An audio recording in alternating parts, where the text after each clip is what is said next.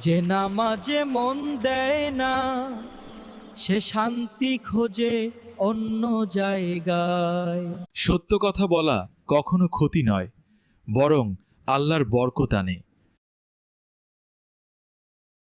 দান করলে কমে না, বরং বাড়ে বসায়। আল্লাহর প্রতিশ্রুতি এটাই। যে ধৈর্য ধরে আল্লাহ তার সাথেই থাকেন। মায়ের পায়ের নিচে জান্নাত কত হয়, এটা শুধু কথা নয়, বাস্তব সত্য। রিয়েকের মালিক আল্লাহ, মানুষ শুধু চেষ্টা করে। আমি তোমায় ক্ষমা করেছি, কারণ আল্লাহ ক্ষমাকারীকে ভালোবাসেন। যে কৃতজ্ঞ আল্লাহ তাকে আও দেন বহরেই। এটাই বরকতের রহস্য।